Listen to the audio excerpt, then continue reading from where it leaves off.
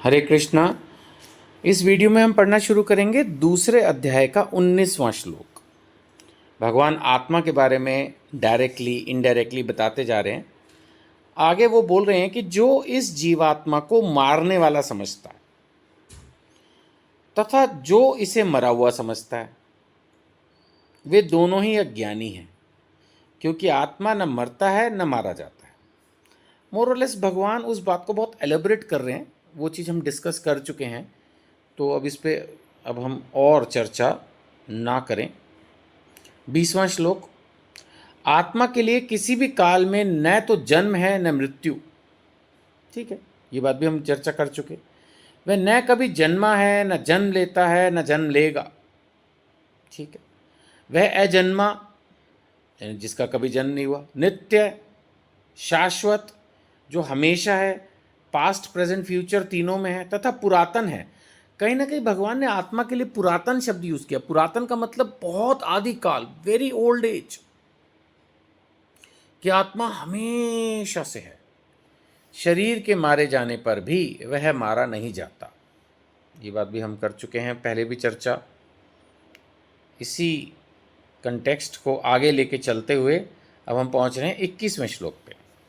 हे पार्थ, जो व्यक्ति यह जानता है कि आत्मा अविनाशी, अजन्मा, शाश्वत तथा अव्यय है। अव्यय का मतलब निर्विकार, जिसका ऐसा कोई आकार नहीं है, कोई साइज नहीं है, वह भला किसी को कैसे मार सकता है या मरवा सकता है। भगवान कहीं ना कहीं अर्जुन को ये समझा रहे हैं कि मृत्यु तो मतलब जैसे एक कंपलसरी है। इन शरीरों को जो सामने आप देख रहे हो, चाहे वो भीष्म पितामह हैं, द्रोण है, जो भी हैं, जब आप शास्त्र पढ़ोगे तो आप समझोगे सभी देवी देवताओं और इवन जो सबसे टॉप मोस्ट ब्रह्मा जी हैं, उन तक को शरीर छोड़ना पड़ता है। शरीर सबको छोड़ना पड़ेगा।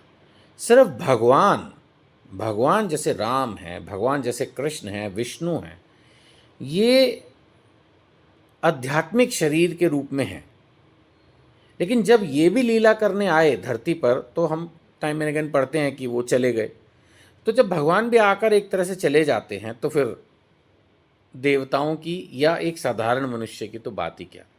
तो वही भगवान यहाँ पर समझाने की कोशिश कर रहे हैं। अब हम देखते हैं कि ये जो 22वां श्लोक है, ये न्यूज़पेपर्स में कई बार बड़े बड़े लोगों की जब डेथ हो जाती है तो कई बार अखबारों में ये छपा हुआ मैंने देखा है। ये श्लोक आपने बचपन से कई बार देखा भी होगा कि जिस प्रकार मनुष्य पुराने वस्त्रों को त्याग कर नए वस्त्र धारण करता है, उसी प्रकार आत्मा भी पुराने और व्यर्थ के शरीरों को त्याग कर नवीन भौतिक शरीर धारण करता है। जैसे हम लोग अपनी ड्रेस चेंज करते हैं, ऐसे आत्मा भी अपनी ड्रेस चेंज करती है। आत्मा के लिए शरीर बस एक ड्रेस है, उसको वो बदल लेती है। 12वें श्लोक में हम इस पॉइंट को चर्चा कर चुके हैं कि भाई मैं वही हूं, और पहले मैं बच्चा था, अब मैं यंग हुआ, फिर मैं मिडिल एज में आया, अब मैं ओल्ड एज में जाऊंगा, फिर शायद मेरी डेथ हो जाएगी, शायद मतलब फिर वही मुंह से निकल रहा है, शायद मेरी डेथ हो जाएगी। सो कॉल्ड जो शरीर की डेथ होनी है वो तो हो ही जाएगी, शायद क्या पक्का ही हो जाएगी। तो ड्रेस चेंज हो जाएगी आत्मा की, फिर उसको कोई दूसरा शरीर मिल जाएगा। अगर मैंने भक्ति की है और मेरे मन में दृढ़ इच्छा है कि मैं भगवान के धाम जाऊं, तो मुझे आध्यात्मिक शरीर मिल जाएगा। और अगर मुझे लगता है कि ये दुनिया कंफर्टेबल है और मैं यहीं रहना चाहता हूं, तो मुझे भौतिक शरीर मिल जाएगा। बात खत्म। So simple, so easy to understand. यही बात भगवान इस श्लोक में एक बड़े क्लियर मैसेज के थ्रू एक्सप्लेन कर रहे हैं। चलिए इस वीडियो में इतना ही रखते हैं। आत्मा के इस डिस्कशन को आगे कंटिन्यू करेंगे अगली वीडियो में। आप हमारी व्हाट्सएप कम्युनिटी से जुड़ने के लिए अपना नंबर वीडियो पर दिए गए नंबर पर व्हाट्सएप करें। Thank you. हरे कृष्णा।